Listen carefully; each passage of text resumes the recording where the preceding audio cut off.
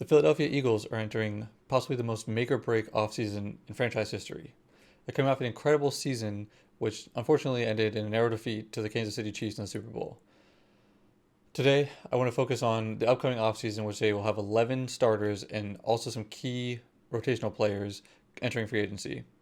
If Howie Roseman is able to pull off some more magic like he did last offseason, this team could become a dynasty. If not, they could very much become one-hit wonders. The Eagles finished the season 14-3, had multiple franchise records broken, and probably most importantly, Jalen Hurts solidified himself as the future, in most people's eyes at least. They came up just short of their ultimate goal and now have to somehow move on from the heartbreak, retool, and complete their journey by winning the Super Bowl next season in Vegas. Just a few seasons ago, they looked to be in a pretty similar situation, coming off the first Super Bowl championship in franchise history. They had an upcoming big quarterback extension that they had to think about, had a number of key players entering free agency, only three of which they were able to bring back. Hopefully that changes this year. And not a ton of wiggle room as far as cap space. The next season, they struggled a lot. They finished 9-7, squeaked their way into the postseason. They ended up beating the Bears on the infamous double dunk play just to lose the next round in the divisional round. Will they fall short again this time around, or will Howie be able to continue his executive of the year ways and build a Super Bowl contender? First and foremost is going to be Jalen Hurts' contract extension. Both parties have said they want to get a deal done. It's more so getting a deal done sooner rather than later, trying to beat out some of the other extensions that are coming up, most importantly like Burrow and Herbert. You want to set the market and not have to give him a bigger contract after them once he sees how big a contract they get. We've seen reports that he'll get around $50 million, but we've also heard directly from Hurts that all he cares about is winning. Will he take less money because he wants to win and have a better team around him? It's possible, but at the same time, he's still pretty young, and you don't really know what's going to happen in your career.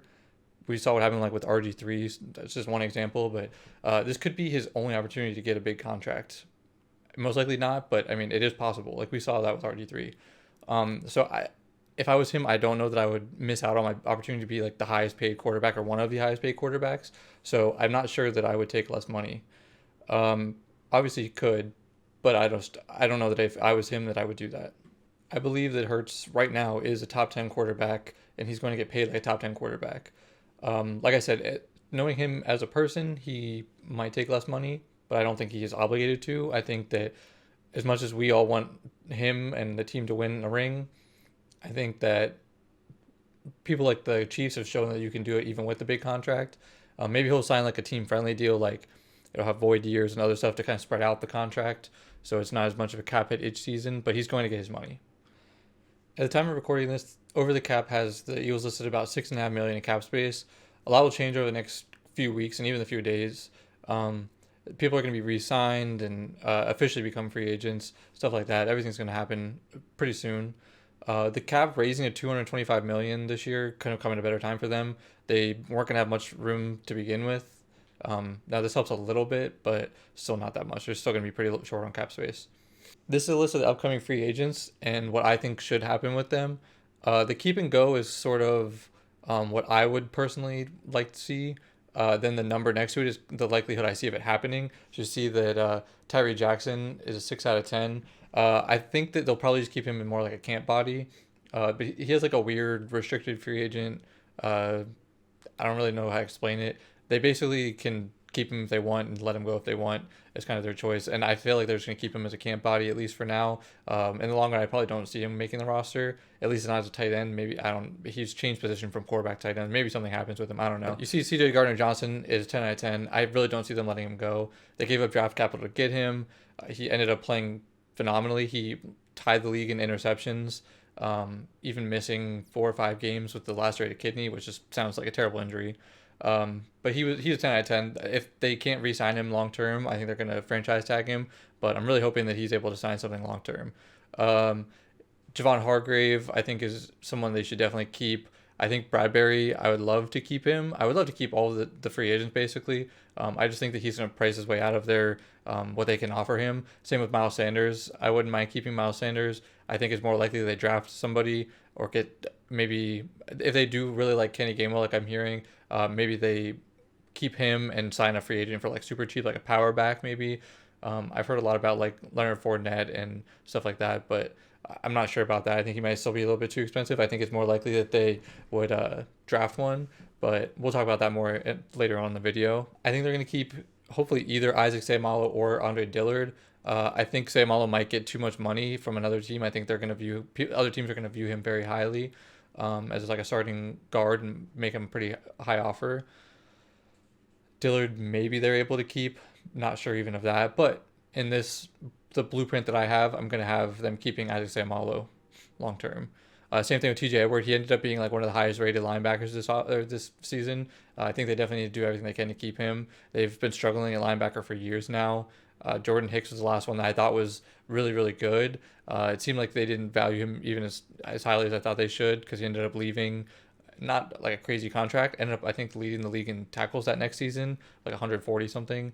So he ended up being even better than he was with the Eagles, and I thought he was good with the Eagles. So I don't think that they can afford to let that happen again with TJ Edwards. So we're hoping either Isaac Seumalo or TJ Edwards, maybe even both of them, come back on a team-friendly deal so that they can keep both of them, hopefully. Finally, we come to the vets. You got BG, Fletch, and Kelsey. Kelsey's the first one I'm going to talk about. If the Eagles won the Super Bowl this year, I think it's very likely he would have just went out on top, kind of went off into the sunset with a ring. But since they lost, I think there's a pretty good chance that he ends up coming back for one last ride, try to win a ring. I think that they're still in a very much a win now mode, and even if they lose a couple of these people, I think that they're like right there and they're going to be contenders again. I think he knows that, and I think he's going to try one more time to help lead this team to a Super Bowl. So that brings us to the last two that we're going to talk about. That's my sister and my girlfriend's favorite players, and Brandon Graham and Fletcher Cox. I mean, do we really see them playing with any other team? I think maybe with Fletch, he might leave. I think he could still get a pretty big contract. They're both getting up there in age. Fletch is a little bit younger, but I think that maybe he gets a big contract from another team, and I could see him getting a big contract and leaving. BG, I don't really see that happening. I think he's like perfect with us in like a rotational rusher role. I don't really see BG as a like every down defensive end. He's more just like a rotational rusher. He played like 10 snaps a game, but was like getting pressure on basically every time he was like running a play. So I think that I would like to see both of them come back. I think, like I said, there's a chance that Fletch leaves. I think that Graham's going to come back on a very team-friendly deal. I think he just loves this team, the city, way too much. I don't think he's going to play for anybody else. I looked for the market value of these players. I kind of compared them on different websites. I compared them to different players who were similar age, similar play level when they were signed their last contract and the contract that they got. Try to get an idea of what these guys could sign for. A lot of these are going to be like kind of team-friendly deals, pretty much all of them. Like I said, a lot of them are going to get big contract offers in free agency from other teams, especially like Javon Hargrave, Isaac Seumalo, TJ Edwards, even Marcus Epps probably. If all of them make it to free agency and don't re-sign right away, they're going to get big contract offers and they're probably going to leave. But this is kind of like the ideal offseason, what I would hope to happen. Not what I necessarily think is going to happen. So the Eagles aren't going to have enough cap space to sign all those people that I said or do anything in free agency, so they're going to have to free up some cap space. The first thing they're going to be able to do is restructure the contracts of Darius Slay, Lane Johnson, and Jake Elliott. That'll free up around $25 million in cap space, which would help them a ton. The next thing I see them doing is probably cutting Trey Sermon. That's probably the most likely of all the cuts that I've seen. I've seen people talking about like that they knew they're going to lose Miles Sanders, so they just kind of hid Trey Sermon, rested him since running backs really have kind of a short like career, so they don't want to give him a lot of carries and get him injured and wear him down. I mean, maybe that's true. I just don't see it. He didn't break his way into the rotation at all. And the couple carries he did have, he was okay, never anything special. He could free up $1 million, nothing crazy, but it'll help them. Next thing they could do is Kayvon Wallace. He had a role. He's had a role really every season he's been here. Very small role. He did get a little bit bigger role when CJ Gardner-Johnson was hurt, so maybe he sticks around if they need like a rotational guy. It's possible, but I mean, something that really stuck out to me was against the Niners in the playoffs. That play towards the end of the game when he was getting into it with, I think it was Deebo Samuel, and then got thrown down by Trent Williams. Everybody knows the play. It was a big thing. But there was like, I don't remember, like 2 minutes left in the game. They were up by a ton. The game was over. Why are you getting into fights like that? It was really pointless. I feel like maybe character-wise he doesn't really fit with some of the rest of the team. And I think maybe that, even if he does have a small role, I think they can replace him pretty easily. Pretty cheap also, hopefully. And I think that he's kind of worked his way out of the team at this point. As you may have seen on the keeper walk slide, I had them letting go of Brett Kern. I had him actually 0 out of 10 because I just think that he's not in their future plans. But something I really haven't seen anybody talk about really at all is their struggles at punter. It seems like the team loves Aaron Sipos. I mean, in the Super Bowl, they elevated him over Kern after Kern had been doing pretty good the time that he was playing while Sipos was hurt. But I just don't get it. I mean, he came into the Super Bowl, and I think the only time they really punted was the one that ended up being like a very short, very low kick, had like no hang time. The Gunners didn't even have time to get down the field, but by the time that Kadarius Toney got the ball and they ended up getting a big return, was set up the game-winning touchdown. I mean, a punter just seems like something that's you can just get easily, but I mean, he's had a huge impact on them, in my opinion. Even last year in the playoffs when they played the Bucks, I think he had like a 20-yard punt that went out of bounds. He shanked it. He had I think 2 or 3 that game also that were pretty short. It's been throughout the whole season this season also. I've noticed it. I mean, no one pays attention to the punter. That's something that I've been seeing, that it's just like there's probably so many punters out there that are decent that I mean, they're not going to do anything crazy, but they're not going to hurt you. He's been hurting you, and I don't get why they love him so much that they elevated him over Kern in the Super Bowl. I just didn't understand that at all. I think that Sipos could be gone. All three, Sermon, Kayvon Wallace, and Sipos would only be $1 million each, so $3 million total. So it's not that big of a difference. But like I said, I think they can just replace punter so much easier. There's punters out there that are just significantly better, in my opinion. We'll talk about that later in my free agency part, but I'm not going to get too much into that right now. But I think he's going to be gone. I hope that he's gone at least.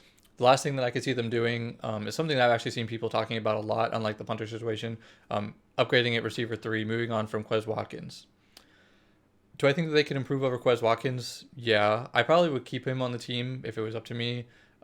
He would free up around $2.5 million in cap space, which in the long run could help them a lot. So we'll see what happens with that, who they end up bringing in free agency or re-signings. But at this point, I would try to keep him. I mean, you can't teach that speed.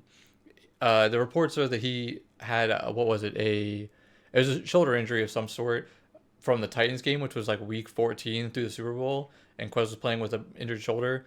Obviously, he has never been like anything crazy, but at the beginning of the season, he was actually doing decent. So it is believable that he was just hurt, and that's what kind of hurt him towards the end of the season. But I mean, that catch in the end of the Super Bowl, that I think it was third down, and it was like over his shoulder, and he just dropped it. It went right through his hands. I mean, yeah, stuff like that's inexcusable. But again, if he's playing with a hurt shoulder, I mean, I can see it. That would definitely hinder you as a receiver. But I'm just not sure. But like I said, you can't teach that speed, and I think he really did improve. It seemed at the beginning of the season that he was doing better overall, like route running and maybe not having as many drops and stuff. But towards the end of the season, he kind of collapsed. So we'll see. It really depends. Does the team think that they're going to get the beginning of the season Quez or the end of the season Quez in the long term? So he could be gone. It would save them $2.5 million. But I'm just not sure. I would probably keep him if it was me, and you could still try to upgrade. Maybe get just a slot guy that maybe isn't better overall than him, but is better in the slot and will be able to take that third receiver spot, and then Quez could just come in rotationally and be like just take the top off the defense kind of guy. Take some of the pressure off of him. Maybe that would help him out. If they do follow my blueprint that I've shown so far, they're not going to have much money to work with come free agency, so I'm not really sure what they're going to really be able to do. But these are some people that I can see them maybe looking at. The position-wise, if they follow what I've done so far, the only positions they're really going to need to think about are backup quarterback, running back, receiver, and corner. Those are like the main positions that I can see them looking at if they do what I've done so far. And that would, if they do keep Gardner Minshew, I think maybe he's going to be gone, because when he did come in, I think it wasn't that he's like not good. He's shown that he can be a good starting quarterback in the league. I think that's kind of over for him. I don't know that he's gonna be a starter for any team at this point, but he's shown that he has talent. I just think maybe he's not a good fit. You kind of have to change the entire scheme to fit him after you have Jalen Hurts as your starter. Completely different quarterbacks. I just think he doesn't fit. So I think maybe like a Tyler Huntley, if he ends up leaving the Ravens, would be a good fit as more of a mobile quarterback. I think ideally it would be Jacoby Brissett. I've seen people talk about Marcus Mariota if he becomes a free agent. Those are all guys, like a mobile quarterback is what I think they need to go after. Running back wise, I think it's just all about power for them. You have Gainwell, you have Scott. Like I said, I don't see Miles Sanders coming back. Gainwell's a really good receiver out of the backfield. He's elusive. He showed it in the playoffs. Since he took the majority of the carries in the playoffs, he showed that he had some power, could break tackles, could get the short yardage situations. He can do it, but that's not really his game. Most of the running backs that I think are going to be available are going to be too expensive. I don't think it's worth it to them. If they're not going to go out and sign Miles Sanders, who's already familiar with the team and stuff, they're not going to sign him to like an $8 million contract. Why go out and sign somebody new and just hope you're going to get improvement at like $6 million, which I think is what most of these guys are going to be, somewhere in that range. David Montgomery is probably the one that I would enjoy the most if he ends up making it to free agency. But he's going to be way too expensive, I think. He's probably going to be around that 6 to 8 million, a little bit less than Miles Sanders, but still, I think he's going to be expensive. He would be a great player to have. I just don't think it's logical. I think most likely it would be James Robinson if they do bring in a power guy out of free agency. Most likely it's going to be a drafted guy, but if they were bringing a free agent, I think James Robinson is going to be pretty cheap. He's coming off a really bad season. Still has shown talent in the past. Still decently young, so there's a chance that you can get like first 2 seasons of James Robinson, and that would be amazing. And he'd be super cheap, I think. So like that would be worth it if they're able to do that. But I just don't think it's realistic. I think they're going to draft somebody. Receiver wise, I've seen a lot of people talking about Robert Woods. That's like the main guy I've seen. Other than who I think they could really legitimately sign is Jarvis Landry, a very good slot receiver. He's a vet. So, I mean, he would fit in there, and he could help teach Quez maybe.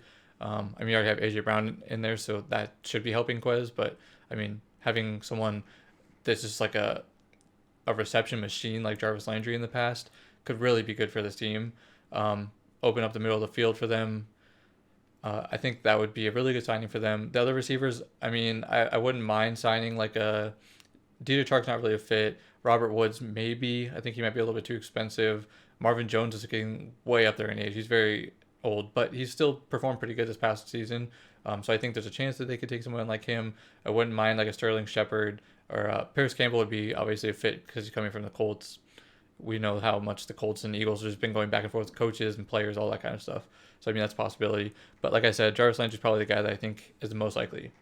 The last one I think there's maybe a possibility of is Mecole Hardman, but I kind of think that he's pretty much just like a slightly better version of Quez. So would it really be an upgrade? I don't really think so. He's more of a gadget guy. I just don't think he's going to get the touches that he needs to really make something happen, because he's going to need a couple targets a game, and they're going to be like screens and stuff. I just don't think he's going to get that here, because you got to give the ball to like multiple people already between AJ Brown and Smitty and Dallas Goedert. They're going to have to get targets themselves, and I think they're just going to eat up too much for Mecole Hardman to really be worth it for them. If the team's been following me so far, then they're not going to have a cornerback too, because James Bradbury's gone, and there's a big hole there. Most of the guys that are here are going to be just too expensive, just like Bradbury, obviously. I don't think there's really anybody in free agency that they're going to be able to sign that's going to be able to fill that spot and really be worth it. Maybe Marcus Peters, he is coming off a down year after, I think, tearing his ACL or Achilles maybe. The other guys, there's a couple guys that are older that maybe they'll take a cheaper contract. I just don't really see it. The only corner I could really see them maybe going after is actually someone that I think is a very Howie signing, is Greedy Williams. He's still only 25 years old. He hasn't totally panned out. He's shown a lot of talent in the past, but kind of fallen down the Browns depth chart. They drafted Denzel Ward and then Greedy Williams, and then I think after that they drafted Martin Emerson and Greg Newsome, who have both been a little bit better than Greedy. So he's just kind of fallen down the depth chart, but he's still shown talent. He still has the length that you want. I think he's a good fit for the team, and we've seen guys like Daryl Worley, who they I think traded for right before the season a couple of years ago, and then he ended up getting cut, so it didn't really matter. But those are kind of guys that Howie likes to kind of hide, the like talented young corners that haven't really panned out, that are very cheap, and just hope that one of them is able to pan out for the Eagles. And I think Greedy Williams really could. He would at least be a short-term option at the number 2 spot that I think isn't going to be anything like Bradbury was, obviously, but he's not really going to hurt them.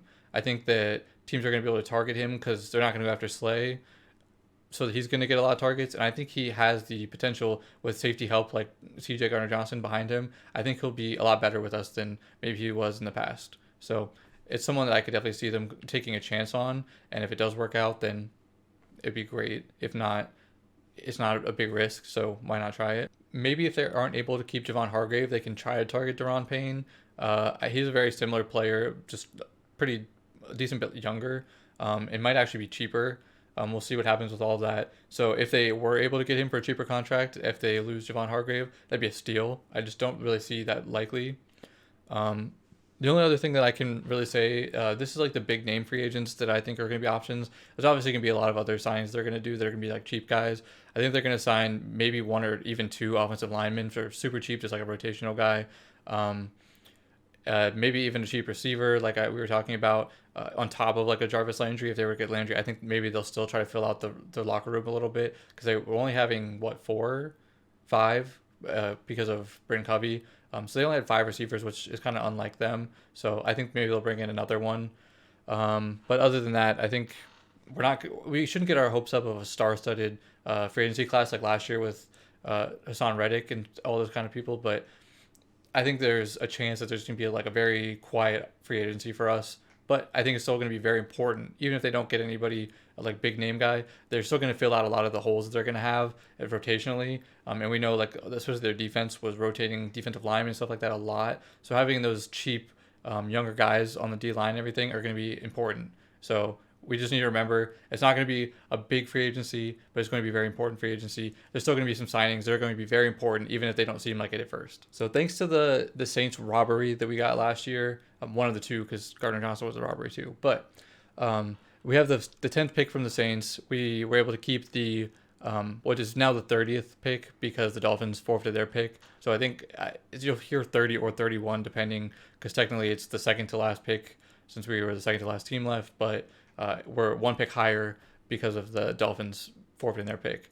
And we also have pick 72, 94, and there's going to be 2 7th-round picks. We just don't know where they're going to actually land yet because of the compensatory picks and everything like that. They haven't been announced yet, so that will move it back depending on how many there are.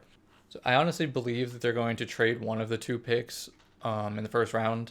I don't think they're going to pick both of them. I think they're going to do something like they did with A.J. Brown last year. Maybe try to get someone, hopefully, well, it's going to have to be someone a little bit cheaper. It's not going to be A.J. Brown. You're going to sign him to like a big contract. But I think they could trade for somebody, or they could trade up for somebody or down for somebody and kind of bring those picks together. I don't really see them taking both, though. An option I could see is if Bijan Robinson is there at like 25 or so, they could trade up for him. But for now, I'm just going to keep with the picks that they have. I'm not going to try to guess what the trades are going to be or anything like that. So I'm just going to show you my targets for each pick and then what I think a mock draft could look like sticking with these picks. So even in the past like 2 days since I made this, things have changed a ton. You see like Kalijah Kancey is a target at pick 10. I think he could be target at pick 30 now. There's a couple guys that I have in like the later rounds that I think could move up, or there's people that are moving down. We're like early on in the draft process, so this is completely random at this point, basically. So it's all going to change, but this is as of like right now what I see happening. Like I said, Kalijah Kancey is someone that I see being available a lot later than the 10th pick, so I don't think they're going to take him, but it's a possibility. I think this could finally be the year that we see a first round corner. They haven't taken one since Lito Shepherd. That was like 20 years ago at this point. And that turned out fantastic. I was a huge Lito Shepherd fan growing up. He was kind of an underrated guy in my opinion. He was never like, they also had Sheldon Brown on the other side, who was also very good. You had like Dawkins and Quentin Michael as safeties. So like they were a star-studded defense. So I feel like Shepherd kind of was hidden in all of that, but he was incredible. And that was the last first round corner we took. I think they're going to do it this year. Personally, my favorite is Christian Gonzalez. I see everybody between Devon Witherspoon and Joey Porter Jr. as these 3 are the top 3, I think, by far. It's kind of who you ask who has them rated where, whatever. My favorite, and I think the best fit, in my opinion, is Christian Gonzalez. He just has like that it factor, in my opinion, that I think is the most important thing for corners coming into the league. You kind of have to be cocky and kind of annoying, kind of get under the receiver's skin a little bit. I think he's able to do that. Maybe not as good as some of the other guys, but I think he has all the tools. Physically, he's gifted. He is a freak athlete.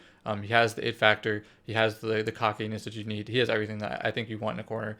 And I think he's well worth the 10th pick if he's there over the other 2 even. It seems like some teams are kind of reluctant to bring in a rookie and him be like the guy right away. But in the past, especially the past 2 years, you had Patrick Surtain and then last year Sauce Gardner, who was an all-pro as a rookie, which is just like unheard of.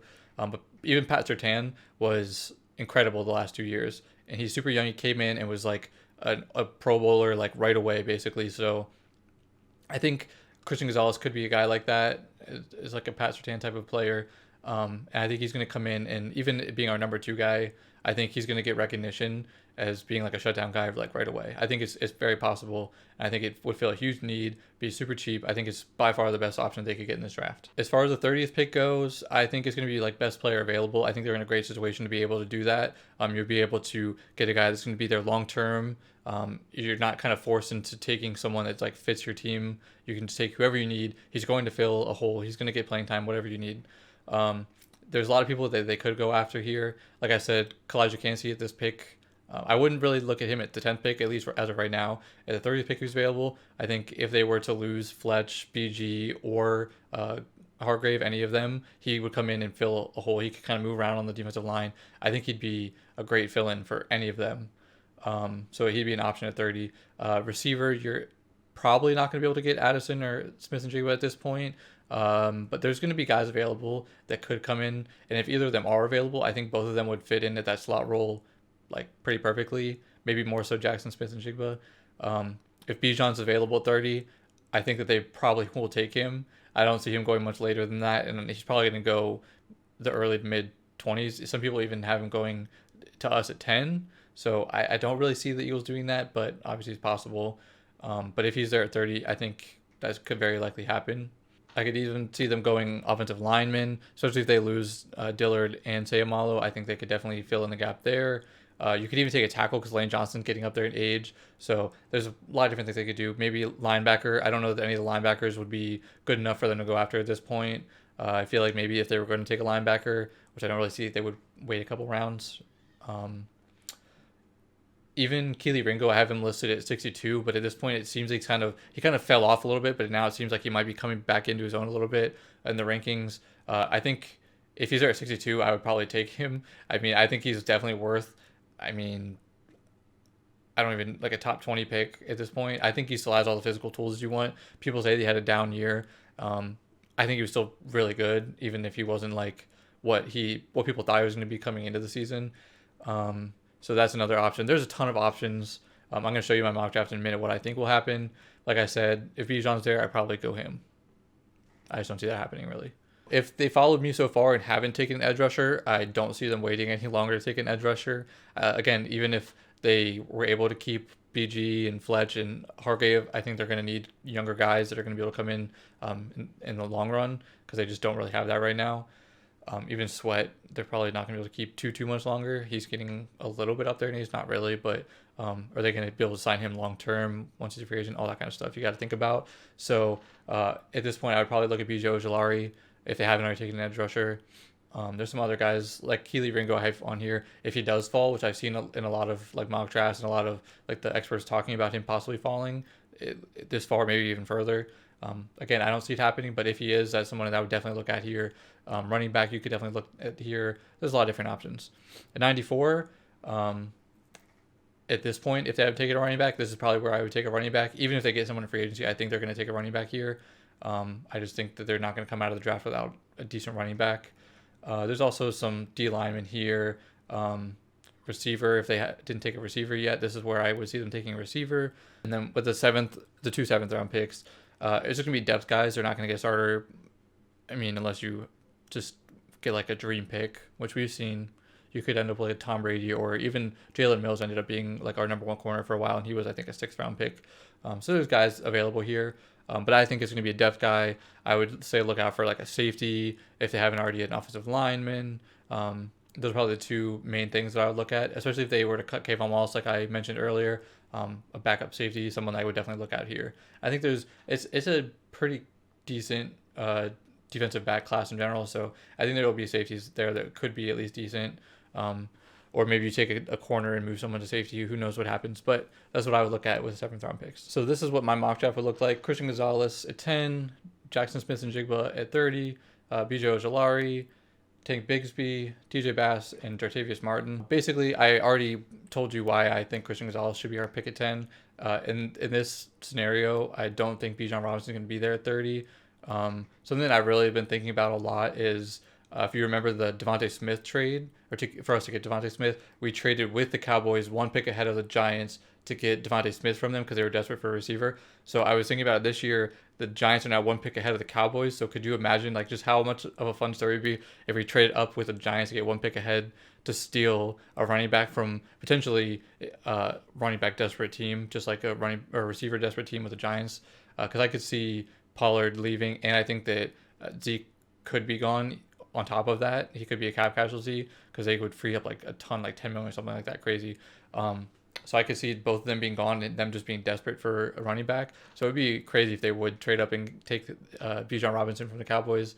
But in this scenario, Jackson Smith and Jigba fell in my mock draft, and I think he would. I think he could be. He's in the conversation of the top like 3 receiver guys. And I think he would be the best slot option, in my opinion. So I think he'd be a great fit. BJ Ojolari, if he ends up anything like his brother, then he's going to be a good option. He might even be a little bit better. And early on, he would probably just take over BG's role and be like a rotational guy, getting just like 10, 15 snaps a game, just being pure rusher, not even worrying about anything else. And I think he'd fill that role really well and have time to develop, especially learning behind those guys. If you're able to keep all the defensive linemen, like I was talking about before, if you keep all of them, that'd be great room to learn in. Tank Bigsby is just pure power guy, in my opinion. And I think he would just be a good fit. Nothing special, not the fastest guy or anything, but he would come in and do exactly what they need him to do. That's more of a win now pick, in my opinion. You just more so take a guy that fills a need, the power back guy, and he would fill that to perfection, in my opinion. Then you get TJ Bass. I said maybe an offensive lineman if it happened already. He would fill in, probably not get any playing time, assuming that there's no injuries, hopefully, if they can stay healthy like last year. And then Jartavius Martin was able to take over Kayvon Wallace's spot. He's able to kind of move around, play multiple different positions as a defensive back. And I think he'd be a good guy to fit in that defense, which they like to move people around.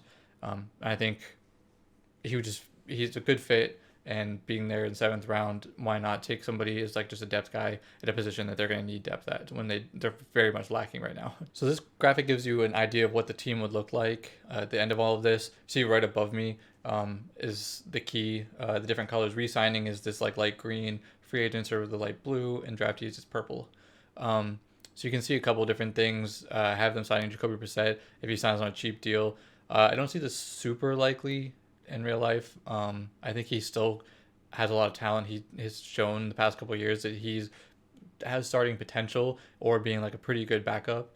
I think he's a great fit as like a mobile guy. He's very accurate, not going to get a ton of turnovers. So I think he's a great fit if they're able to get somebody of that caliber. Like I said earlier, Tyler Huntley, if he leaves the Ravens, which I don't really see happening.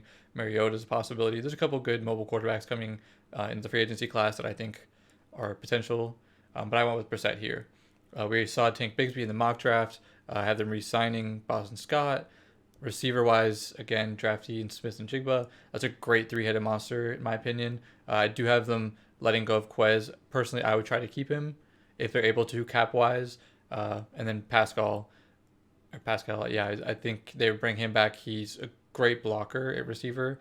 Probably doesn't get a ton of playing time again, but somebody that you can help Smith and Jigba learn behind, give Smith and Jigba rest and everything, not put as much pressure on him to come in right away and perform. Tight end stays the same. Tackle stays the same for now. I still think they need to get a replacement for Lane Johnson long term. I think they really need to start looking at that. Have them bringing back Seumalo. You saw Bass as a draftee. Like I said, they're going to keep Jason Kelsey for at least this year if he comes out of retirement. Cam Jurgens stays the same. And then I have Tyler Larson from Washington is just a very cheap guy to come in and just have bodies on the offensive line in case of injuries and stuff like that. You're going to keep Brandon Graham, and then we draft BJ Ojolari, which we already saw. Everything else stays the same until linebacker. We bring in Joe Thomas, not that Joe Thomas, but from the Bears linebacker. Again, just a super cheap guy. I don't see him getting any playing time. He's not anything special, but other than that, you have Christian Gonzalez drafted, and then Greedy Williams, who I mentioned before. And at that point, I think their corners look pretty good, honestly. Bring both Gardner Johnson and Marcus Epps back, and then you drafted Martin And then probably the most controversial one here. Uh, I've seen reports the past couple of days that punter Matt Ariza is cleared of everything. There's still things going on, trial going on, and everything. But I saw that the charges were dropped. So if his name is cleared, I also saw that he signed in like Mexico to play or something like that, and then realized he could have another chance in the NFL. So he's leaving that team to play in the NFL. I don't know. There's a whole bunch of stuff going on with that. There's also like Marquette King in the XFL, who I still don't know why he's on our team. I think he might want too much money in the NFL, but he's playing in the XFL, so obviously the money shouldn't be that big of a deal because there's no way he's getting paid more in the XFL than he would be in the NFL, even if he gets paid not that much in the NFL. But that's another guy that I think is very talented, would be a significant upgrade from Siposs, and I don't know why people like this aren't on rosters. So I have Ariza on here. That was hard to put on here because I like Matt Ariza coming out until all that stuff happened. If you don't know what happened, look it up. He had some pretty serious allegations against him, like right after he got drafted, which sucked. It kind of killed his career. But if all that is cleared, as someone that I would actually like to get, I think he is phenomenal as a punter. He was nicknamed the punt god for a reason. So that's someone that I could definitely see him going after if he is cleared. I think if he is cleared of everything and teams are comfortable going after him, he's going to have a big market. To close the video out, like I said at the beginning, the Eagles have all the tools to become a dynasty. If they're able to keep some of these players, they could definitely become a dynasty for years to come. But if not, they're going to become one-hit wonders. That Super Bowl run, it'll just be shown as a fluke, which some people are still saying it was. Still saying they had an easy path to the Super Bowl, which is crazy. But people are still saying that. It's not going to be easy, but if Howie, who's a cap guru, I think he's going to be able to work with the limited cap they have. And people are saying that they're going to be negative in the cap going in. They're not. They're not negative right now. They have room, especially with the cap going up and everything. And he's going to find a way to restructure things. He does the void years, which I didn't really do in any of the market value thing that I looked at, just because I don't even understand how he does that. It's like a 2-year contract with 10 void years, so they end up paying like $2 million a year for like Darius Slay, which isn't what his contract is, but I'm just like someone of that caliber getting stupid contract and making it super cheap. But I've shown in this video that it's possible. If you looked at all the market values I have, the draftees and everything, they would barely, but they would have just a little bit extra cap space. So it's possible, and obviously Howie's gonna make it work. So I'm like extremely excited to see what kind of a team Howie is able to like bring together, who they are able to keep or bring in.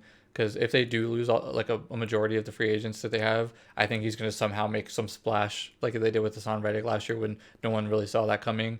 So I'm excited to see what next season has in store for us. Like I said, this is possibly the biggest offseason in the franchise's history, and I'm just so excited to see what happens. That's going to do it for this video, guys. Don't forget to like and subscribe, and leave a comment down below. I'd love to hear people's thoughts. I mean, like I said, this is not what I think is going to happen. It's just things that I could see them doing that would bring back most of the players and maybe even improve the team, as a lot of people think the team's going to take a big hit this year or this offseason. But I think that if you guys can come up with something even better than this, let me know down below. I want to see if you guys agree with anything that I said, if there's other teams that you want or other players that you want the team to go after. Give me more ideas. I would love to do something, maybe reacting to this in the future and seeing how close I was, or things that I got right or way off on. So just let me know what you guys think and what you guys would have done differently. And that's going to do it for this video. As always, go Birds.